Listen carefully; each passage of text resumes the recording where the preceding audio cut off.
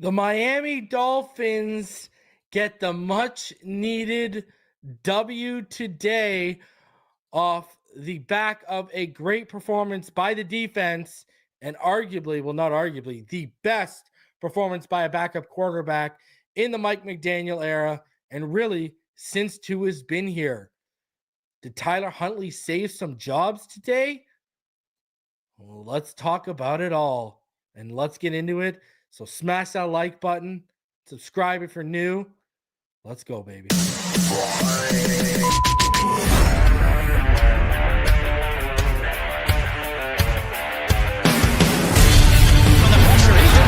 Loses the football. Touchdown! Got it! You have got to be kidding me. Jalen Waddle has a Dolphin touchdown. And he will score! Field down the near side, man open. Touchdown!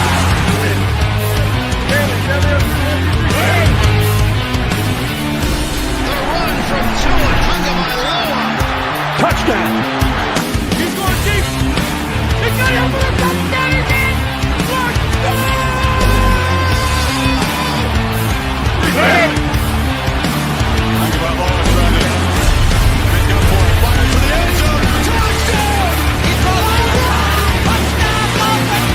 Beautiful day to be a Dolphins fan. Let's go!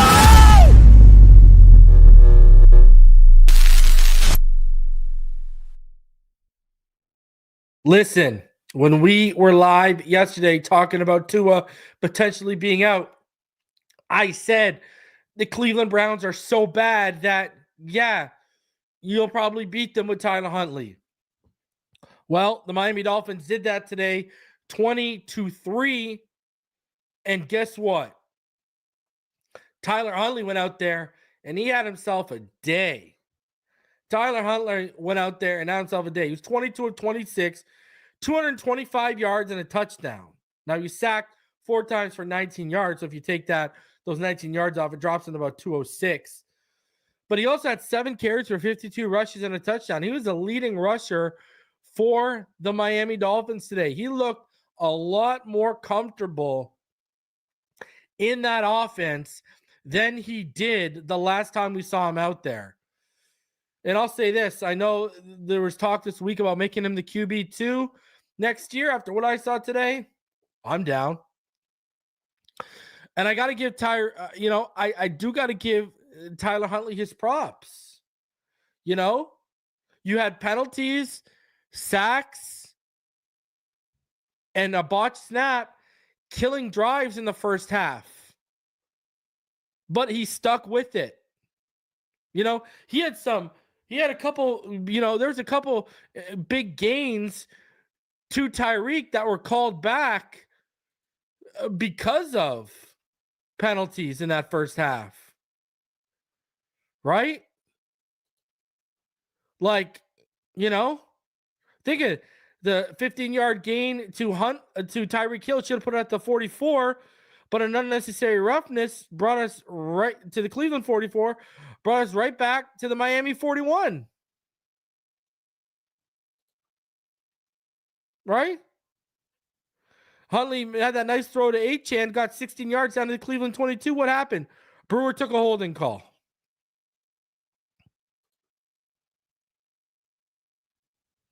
So, just brutal stuff, man. Just in that first half. I mean, that one drive with about 4 minutes left in the second quarter. I mean, you had the holding from Armstead on 2nd and 5, brought us back to 2nd and 15. Then you allow a sack, 3rd and 22, and then you take a false start, 3rd and 27. And that was right after the Dotson, and that all started off the momentum of the Dotson interception, where Dotson idiotically took off his helmet. And instead of us being at midfield, right, that interception happened. We should have been down at the 50-yard line. Instead, we were pushed back to our own 35, and then we took nothing but penalties after that.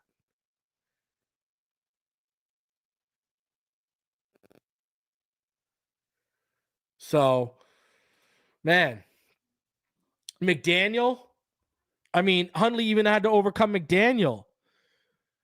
That calling a toss on 4th and inches in that second half? What are we saying? You guys got problems getting 1 or 2 yards going up the gaps or off the edge. You want to throw a toss and try and get off the edge that way? Put us at a disadvantage? Come on. You know, Malik, he had that bad drop that would have moved the sticks when we were deep in our own end. Right? Yeah, that drop was bad. You know, that drop was bad. Right? With about a 13:36 left, 2nd and 9, that drop. That was bad. But let's talk about the fact that he came out and he made up for it on the next punt. Right? They had a punt to the Miami 8 and Washington brought it back to the Miami 31, 23-yard gain. That's what I like about Malik. He will wipe the bad plays from his memory and he will just get back to work. He has been an impact player like I said he would be.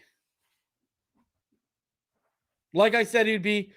He's been an impact player with or without OBJ. Loving what I'm seeing from Malik Washington. You know, I just thought the defense was really good today. You know, but let's talk about Javon Holland. He drops an interception. He's whiffing on tackles in the first half. He was awful in the first half. Now, we made that one good play in the second half where he had that blitz and that forced the intentional grounding. But other than that, he was not good. Brooks was a dog. And what were the referees today? Now, I know both teams took a lot of penalties. There was 20 penalties in total, I believe, today, if I remember correctly. The Dolphins had 11 for 94 yards, and the Browns had 9 for 84 yards. How did Brooks get, like, were we serious when he blew up that pass to Judy for a loss? Just finished his tackle and he got called for unnecessary roughness? Like, what? That was honestly one of the worst calls I've ever seen in all of my life watching football. That unnecessary roughness call on Jordan Brooks was one of the worst calls I've ever seen. And I'm calling all you out. All of you out a couple years ago who came for me on social media platforms when I called that the Jerome Baker extension awful, and I said he wasn't a good Mike, and he wasn't a good linebacker, and he wasn't a good centerpiece of our second level. Now you've got 1 year of Brooks. Can we all agree we wasted our time with Jerome Baker now? Thank you very much.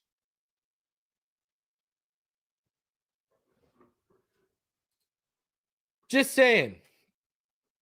And, you know, shout out even further to Tyler Huntley, because once again, where the hell was the run game? Where the hell was the run game? 27 carries for 74 yards.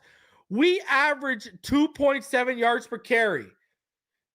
Now, it should have been 27 carries. It should have been 26 carries for about 85 yards, but Mike McDaniel decided to make one of the most boneheaded play calls. It wasn't just the 4th and 1 toss.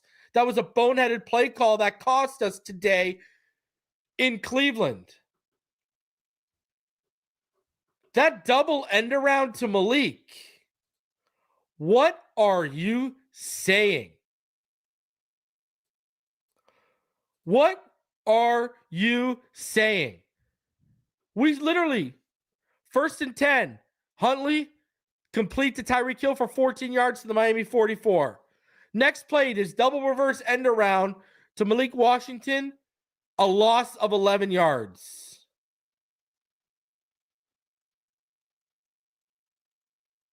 Like, what are we saying?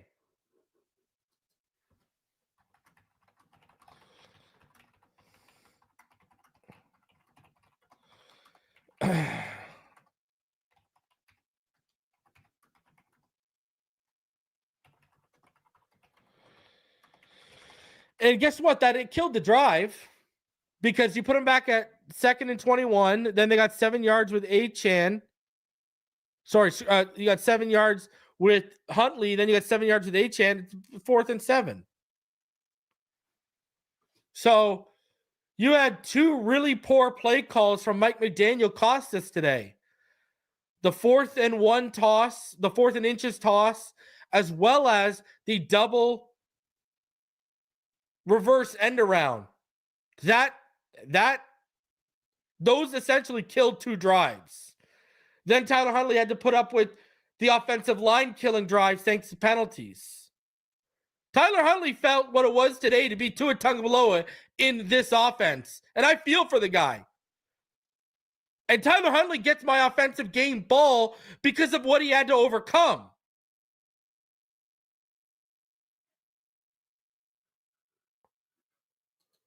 I'm just saying. Tyler Huntley gets my offensive game ball, and it ain't even close for...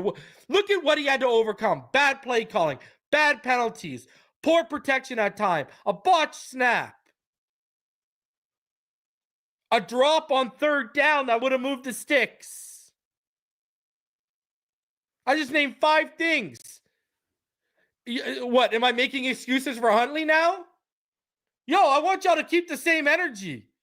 Because I got the same issues that I had when Tua was in there. I got the same issues that Huntley's in there and had the best day as a backup quarterback for the Miami Dolphins. What am I? Am I a Huntley in ear now? Is that what I am? Am I a Huntley in ear? No, I'm keeping the same energy and I'm being objective. And guess what?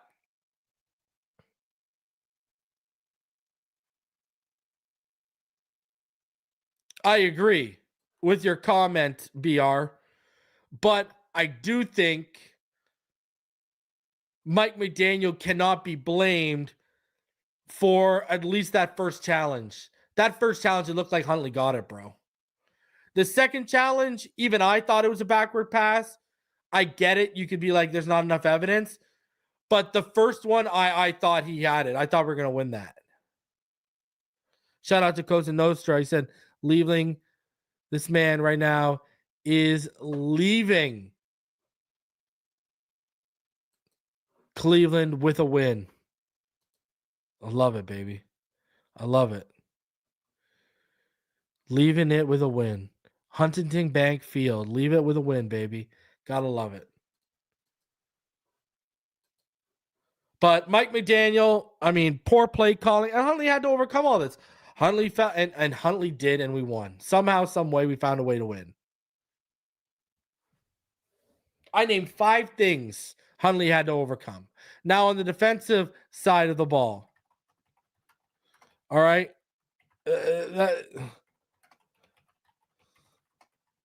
On the other side of the ball,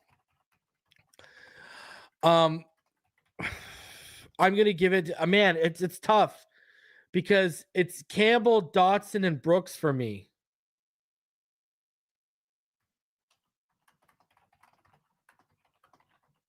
You know, I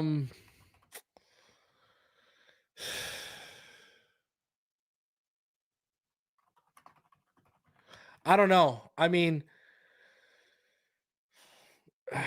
let me know in the chat right now. I'm going to put this in the chat. We'll leave it to you. Okay. I've already told all y'all who I think my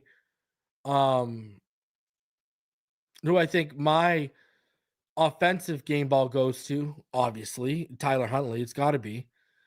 So we'll leave it to the chat. We're going to throw it to the chat right now. Okay. So we're going to start a poll. Who gets your defensive game ball? All right. We're going to put Campbell. We're going to put Brooks. And we're going to put Dotson. Because that's who it comes down for me. So let me know in the chat. Who gets your defensive game ball? Campbell, Brooks, or Dotson? Let me know in the chat. All right. Let me know in the chat. That is live in the chat right now. And I want to know because I think you could go either one of those guys. Now, Dotson, you could probably take it away because of the boneheaded penalty, but he made other plays and just the pick, right? So let me know. I also got to add in, if you're a Patreon, if you're a channel member, if you saw yesterday's Patreon update, or if you're a YouTube channel member, you saw the channel member update and you saw the talk about the offensive line and the special teams unit, aren't you laughing to yourself? Once again, Robert Jones and Liam Eichenberg looked today like they were not NFL caliber starters. Danny Crossman, I don't know how this man has a job. I don't know who he's got intel on. I don't know who he's got pictures of. I have no idea. I couldn't answer that. But what I'll tell you right now is Danny Crossman should be fired tomorrow.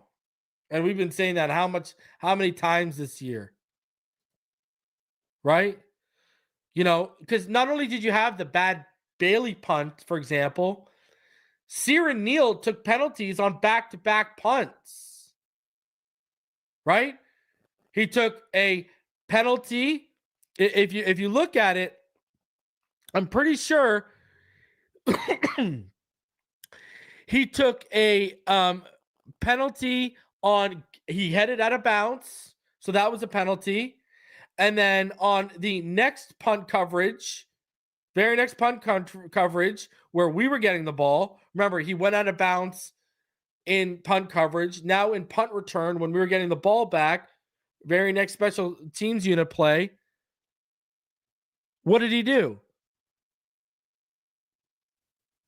Right? He took a hold on a great return by Malik Washington. Malik had a great return and it was negated because of a Ciaran Neal hold. So you not only have a bad punt from Jake Bailey, but Ciaran Neal also took a out of bounds, illegally going out of bounds penalty on that same play. And then on the next punt return, he takes a hold that negates a big return. I don't know. Like, I don't know. And please, can we stop with this rotation of Wynn and Liam? Don't tell me you sat Wynn down for the unnecessary roughness. I get it. Wynn shouldn't be taking that unnecessary roughness. But at least someone on our offensive line has shown some nastiness this year. He's the first guy to show a little nastiness, a little tenacity, and he gets what? Let's keep rolling in Liam Eichenberg. Liam is terrible. Liam Eichenberg is terrible. And I will say today, I know it ended the way it ended, 20-3, but let's be real here. If that was the Jets and the way the Jets played us a couple weeks ago, do you think we win that game? Probably don't. Now, speaking of the offensive line, Terron Armstead and this knee injury. This isn't good. Myles Garrett dominated Patrick Paul today. Now, Patrick Paul is one of the best pass rushers of our generation. I get all that. But he dominated Patrick Paul today. Now, I'm not going to be too hard on the Rook. But what I'm going to say is, let's say we do sneak into the playoffs. You're going to be facing some good defensive fronts. Just saying. So, yeah, it was rough. It was rough at times for Patrick Paul handling Myles Garrett. And then he's got Robert Jones playing next to him. Well, I mean, what, talk about you already putting the kid at a disadvantage having to face Myles Garrett. Now he's got a disadvantage. You got to make up for Robert Jones being next to him. It's the same reason why we've seen a dip in Aaron Brewer's play. Aaron Brewer started off really strong out of the gate, and you've seen a dip in errors here and there, and it's because of what? He has to make up for the fact that he has jokers to the left to him. right? Jokers to the left of me, clowns to the right. Here I am, stuck in the middle with you. That's how Aaron Brewer's feeling with Robert Jones and Liam Eichenberg. Clowns to the left of me, jokers to the right. Here I am, stuck in the middle with you. That's literally Aaron Brewer's theme song this year. Unbelievable. So,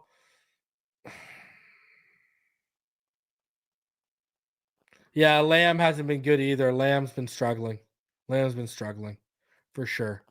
I would agree with that. Now, listen, we're going to get into some stuff here. Let's get into some McDaniel stuff here. Before we do, I do want to say, though, this episode, it is sponsored by a great cause. It is sponsored by the Wash Foundation. Check it out.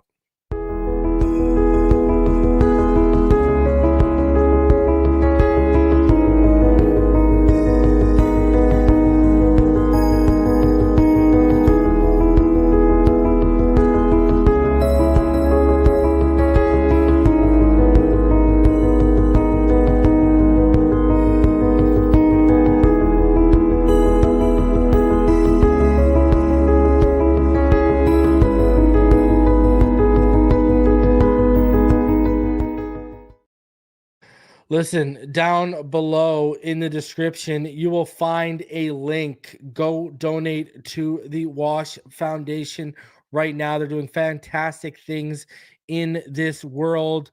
They've distributed 87 million bars of soaps to families in 127 countries. They've served 5 million refugees, supported over 17 million people worldwide. They've distributed 6 million hygiene kits, and they've reduced child death rate by more than 60% worldwide alone.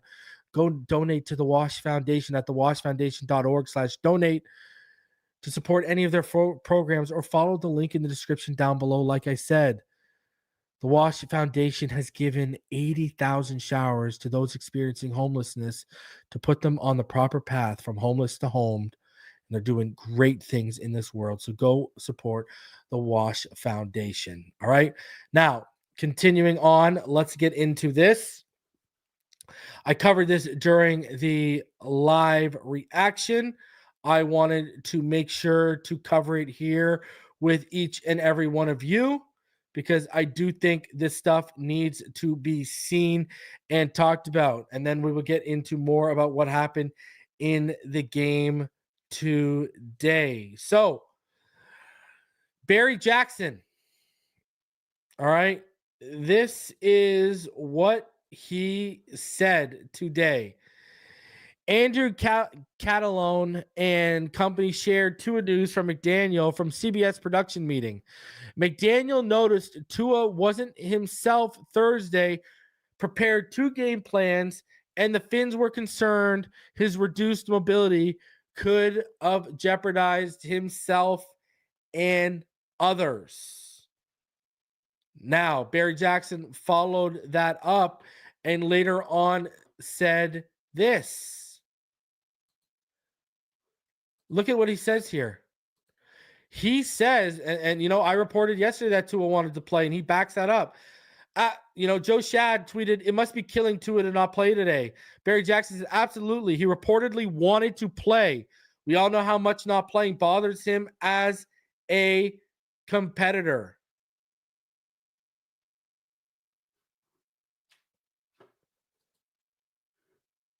So, I mean, right there, that tells you all you need to know.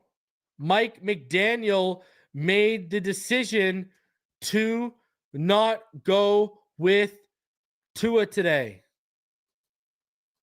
That was a Mike McDaniel decision. It's been put right in front of you. There is no denying it. There it is. And I said this yesterday.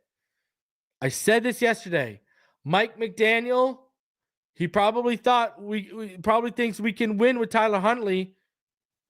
And I believe that too. But you were playing with fire, my friend, especially in that first half. Now, there are no ifs, ands, and buts. Tua needs to be out there next week.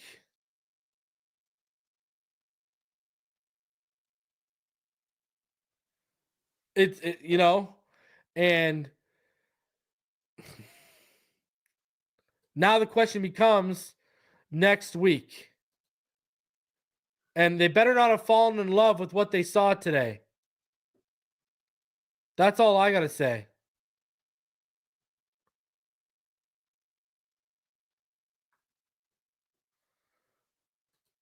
Now, there are other things too. We'll get into some stuff here. Tyreek Hill, he was asked about it today after the game. And I'll play the clip here. I'll play the clip here, but Tyreek basically said the staff was protecting a player from himself. And we'll get into what McDaniel has to say about Tua Tagovailoa and, everything regarding that in terms of, we'll get into all of that in terms of, because, Tua is going to be a main topic of discussion for the post game. So we'll get into that as well. Now, Tyreek was asked about Tua.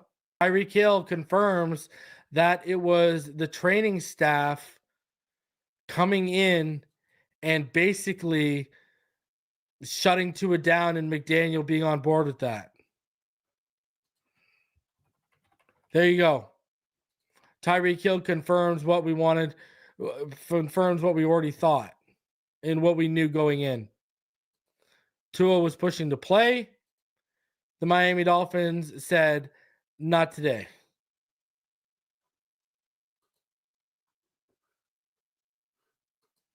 Now,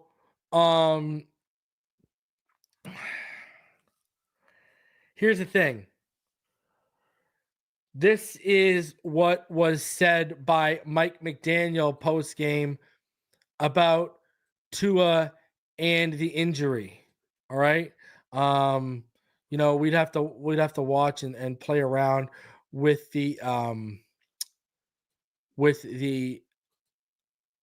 press conference right now, but instead I can give you an exact pretty much quote. All right. So let's get into that quote right here so you guys can see exactly what's being said. This is what McDaniel said. McDaniel said Tua doesn't need surgery and, quote, has no idea if he will play in the next game, but said playing would have left him vulnerable to a major injury. So understandable why he didn't play. Quote, ultimately, he absolutely wanted to play. Wasn't a pain tolerance thing. He not only was super susceptible to a much more significant injury, but a major factor was the lack of strength due to the injury and his ability to protect himself and his teammates within the pocket, doing the things he normally has to do. From a medical perspective, it was not an option for him to play.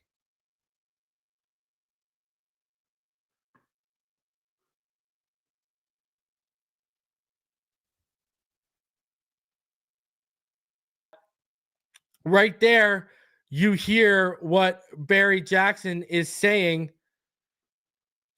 Ultimately, he wanted to play. It wasn't a pain tolerance thing, but there was a chance of a more significant injury. Now, I've heard it was a bruised hip.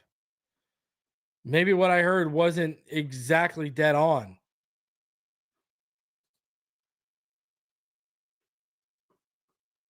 Maybe, I don't know. But, I mean, that's not good.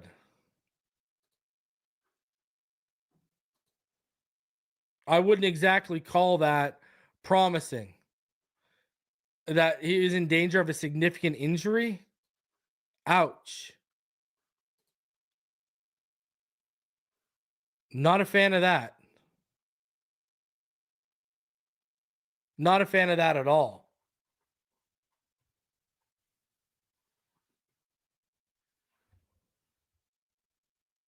So, kind of non-committal to whether Tua will start next week.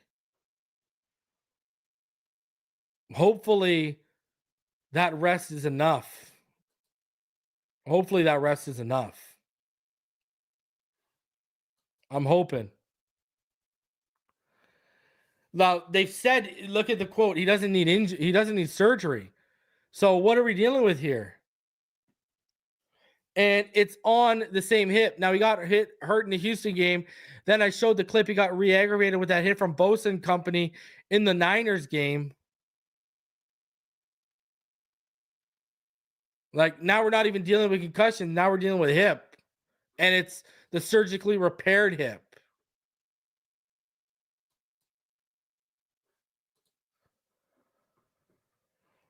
All right, this is what Tyreek Hill said. Sorry, my bad earlier. I'll play it for you.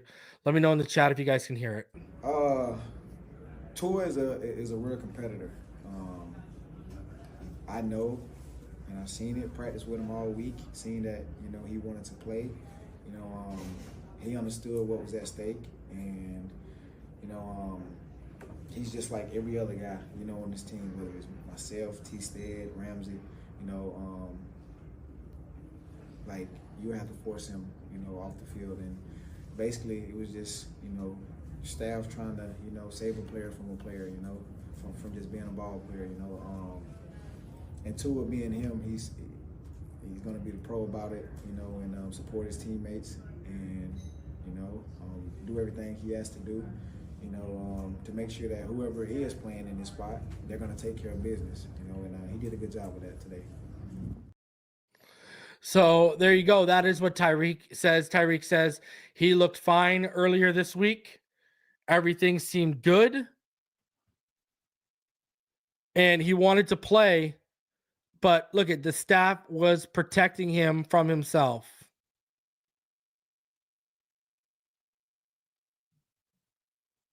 So, I heard him and Tyreek had a really good day on Thursday.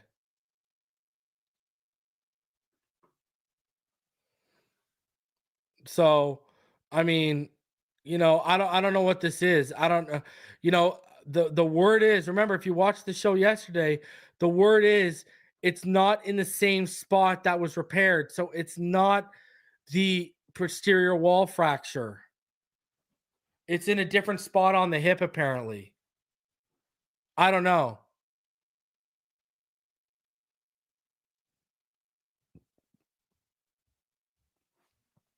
So you heard it from Tyreek. You heard it from McDaniel. Tua was pretty much good to go.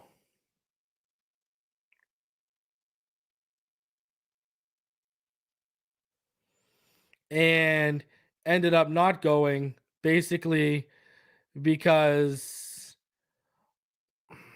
of that.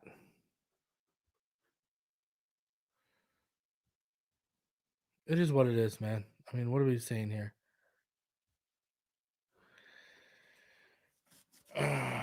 I don't know. I've heard it was yesterday. I heard it was a bone bruise. That's what I heard last night. That's the information I was privy to. But Mike McDaniel shutting it all down, basically. Right? Said he wanted to play, and it wasn't a pain tolerance thing. He was super susceptible to a much more significant injury, apparently. So, and that goes back to the report we showed earlier where Tua apparently wasn't himself.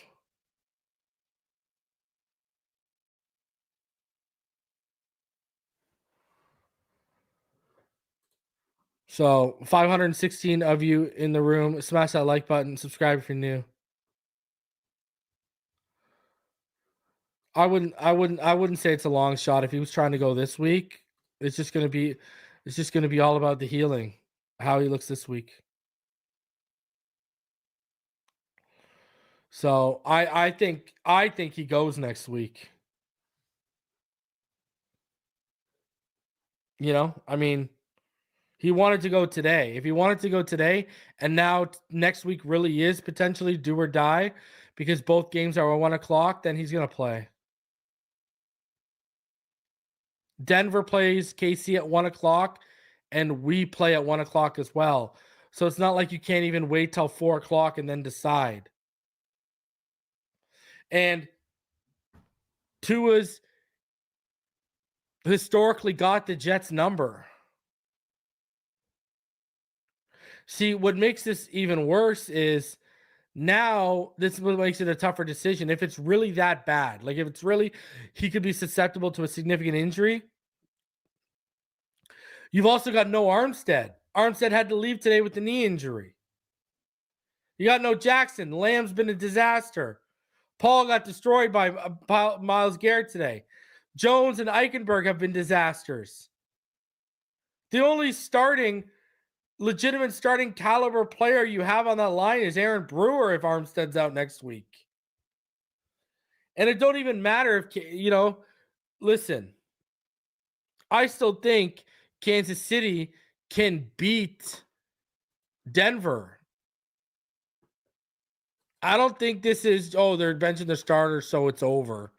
I don't think remember what happened in 2020 when the Bills benched their starters and it was win or get in for the Dolphins? Do y'all remember what Matt Barkley did to us?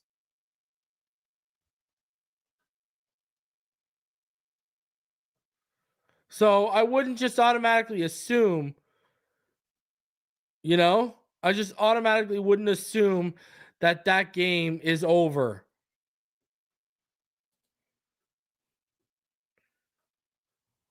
Remember, they got one of the better backups in football in Carson Wentz. Carson Wentz is actually, I'm pretty sure he's won games with them too, if I remember correctly. Yeah, he beat San Francisco last year. 21-20. He was 17 of 24, 163 yards and 2 touchdowns.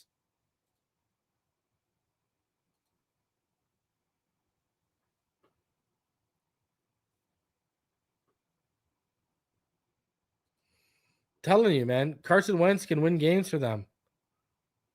Don't think it's just automatically over.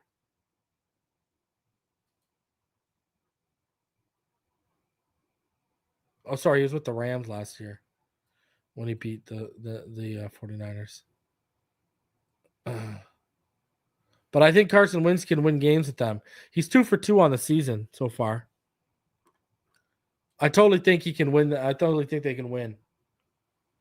So I wouldn't even sit there and just stress out and be like, oh, it's over. It's automatically over. It's done. I wouldn't even go that far. And I do think some starters are going to sit. Like, I don't think Mahomes will sit. I don't think Mahomes will play, but I could see I could see like Kareem Hunt, Worthy, guys getting some starting snaps for like a series or two, and then everyone's benched. That's what I could see happening. I don't think this is just automatically a foregone conclusion.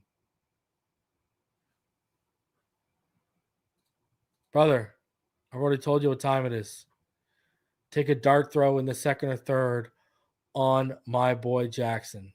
All right? That's what you need to do.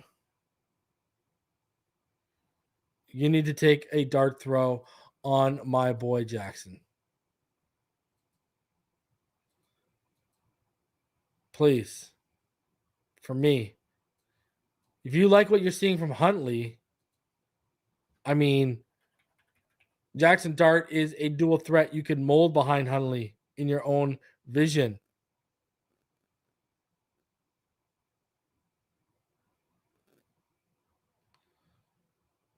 So I'm hoping, man, I hope Tua plays next week.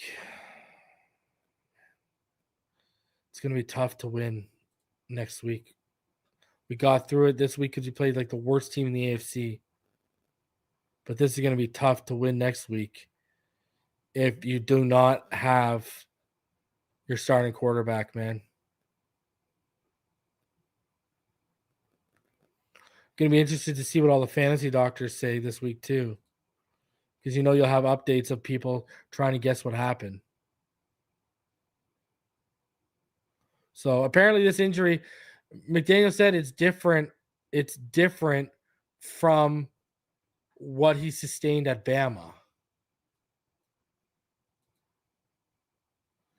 So I don't know.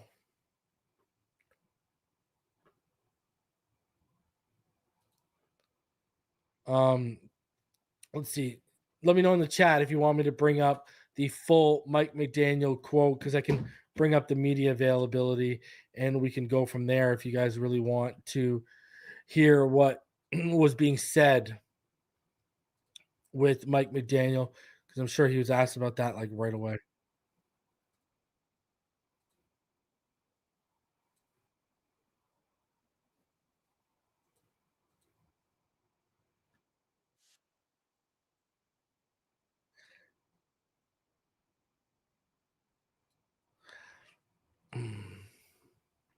Yeah, bring that up, please. Okay, let me bring it up.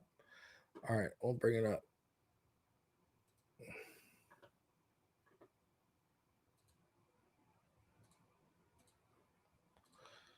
All right.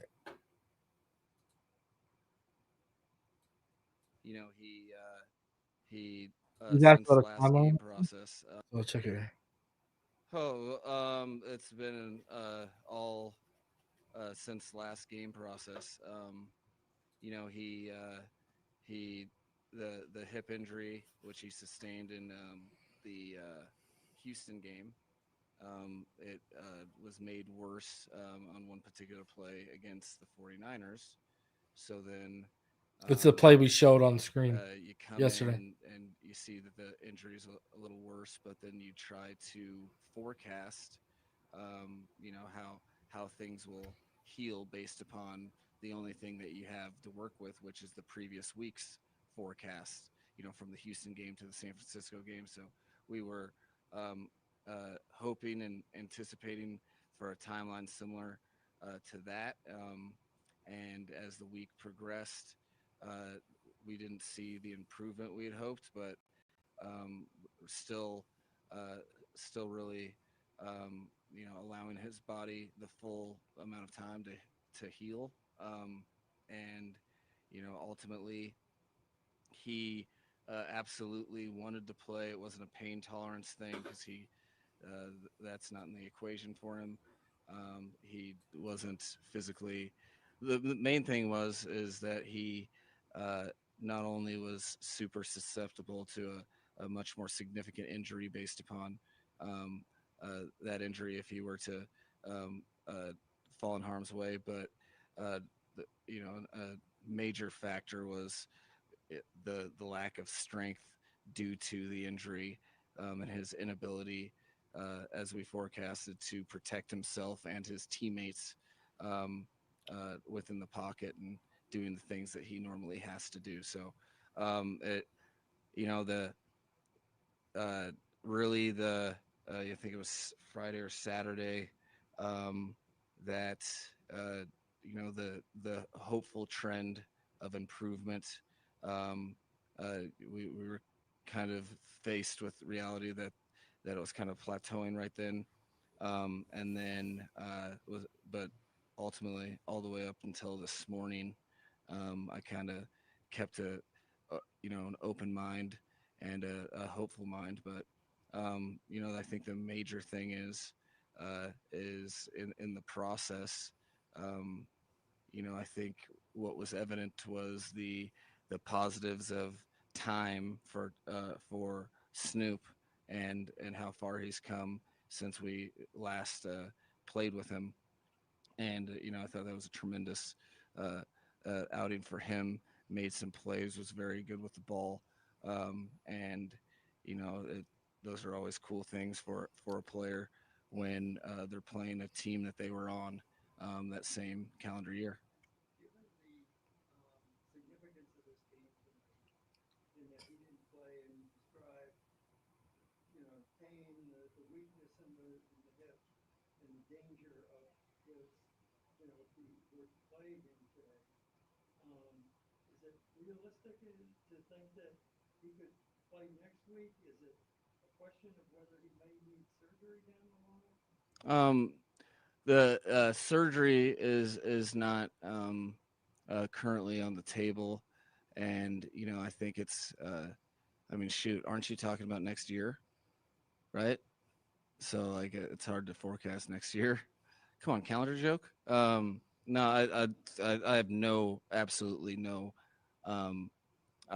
idea with that. Like I said, we had reasonable, hopeful expectations for his body, and he absolutely had the same expectations, and so we'll to even begin to forecast this next week, I think is difficult because I mean we were waiting till the last hour. So the ultimately, like if he's obviously super important to our team.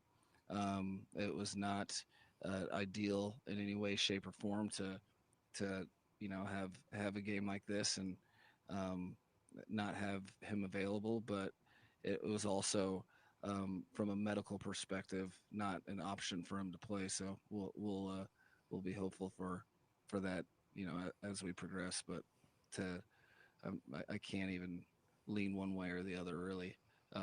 So we'll see what the world has in store for us. Just to follow up, is this injury in any way Nope. related to the No. That which is Mike, quick to shut down that it's related to it's Alabama not at injury.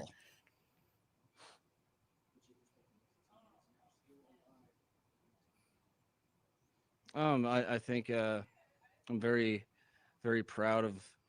All right, so that's the latest on Tua from Coach Mike McDaniel. That's everything he basically had to say today regarding it. I think Tua is going to go next week. If he was that close to going already this week, I think he's going to go next week. You know,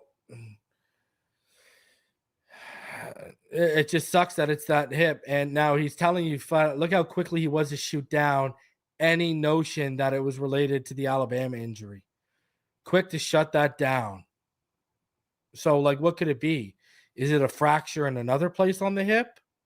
Because if it's a fracture in another place on the hip, like a hairline fracture, oof, I've heard it's just a bruise. I'm hoping it's just a bruise. We'll find out more. Now, look at what he said. That he was susceptible to an even more significant injury. That makes me wonder, was it a hairline fracture in another spot that could have became a full break if it got hit?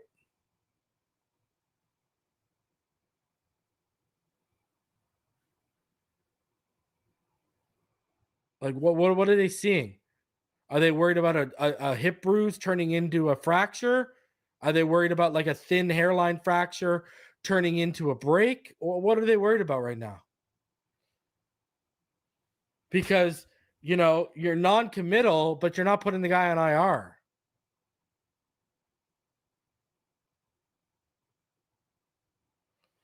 Right? We all know it's not like he was walking around. It's not dislocated. It's not anything that would have him put on injured reserve clearly. So what is it?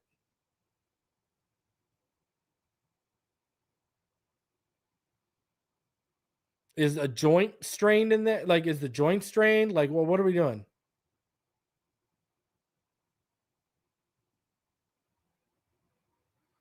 So now I heard, like I said multiple times already, I heard yesterday was a bruised hip. Now it must be a pretty deep tissue bruised hip. Sorry, I'm just watching the Penix and Jane Daniels tonight. That's a good one. It must be a pretty bruised hip and a deep bruise if that's the situation. So, man, let's just get our quarterback out here. Oh my God. Holy jeez. Nothing easy this season at all for the Dolphins. The Bengals winning yesterday wasn't easy. The first half of today wasn't easy. Not having Tua wasn't easy. In the big games, we haven't played complimentary football to make it easy on ourselves. Just nothing easy this year. Holy Lord. Nothing easy this year for the Dolphins.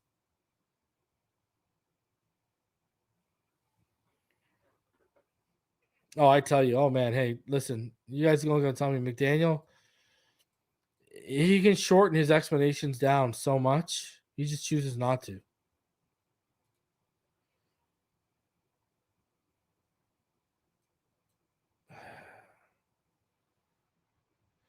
But here's my thing. If playing him would have left him vulnerable to a much more significant injury, and it wasn't an option to have him playing medically today, how can he play again? How can he play next week? Hell, how could he play again this season if it's that severe?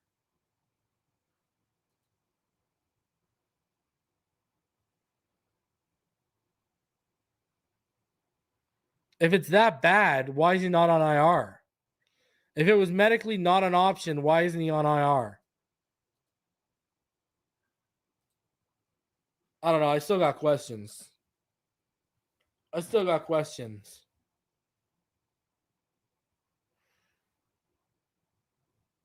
Next week, bro, maybe he's going to have to get that shot. Bust out the big needle, baby.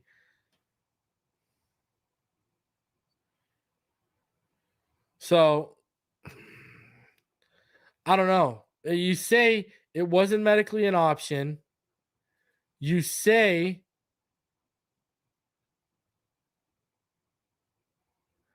he would have been vulnerable to a major injury, but there's still a chance he could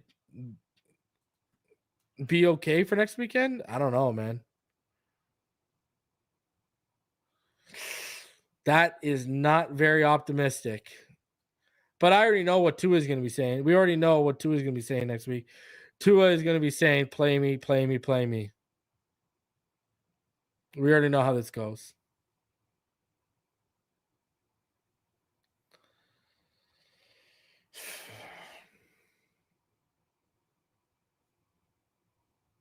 I just did anyone, I don't know, because I noticed, he was walking around out there. Did anyone see Tua walking around with like a noticeable limp? Because he got pretty excited when Huntley, scored that rushing touchdown.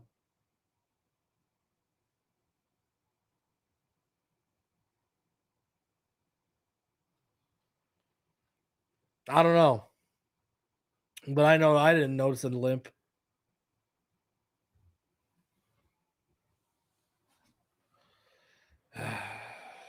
Man. Michael Noble says he should go to Deshaun Watson's massage therapist. Yeah, I mean, I didn't see him limping around. He looked like he was happy.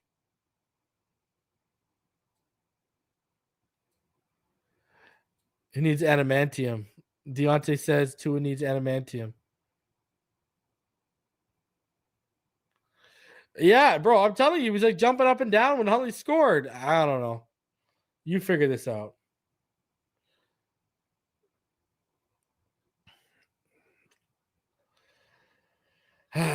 Let's just hope this man can get his ish together.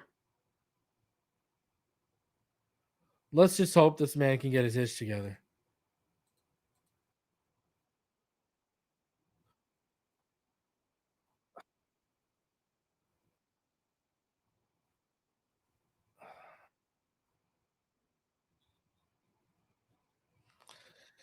I don't know.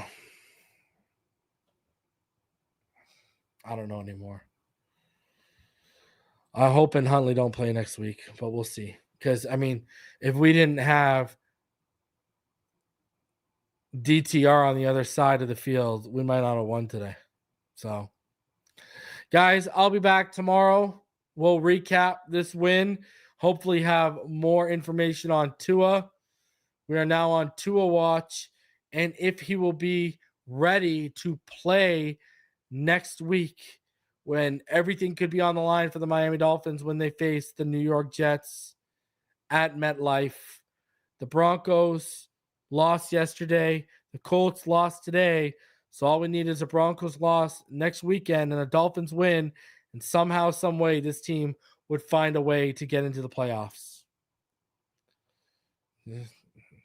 Slap my ass and call me Sally. Didn't think we'd be sitting here having this conversation, but we are. We are. So it is what it is, man. Enjoy it. Enjoy it. Playoffs? Don't talk about it. Playoffs? You kidding me? Playoffs? We're talking about playoffs. Smash that like button, subscribe if you're new. Fins up, and I'll see y'all in the next one.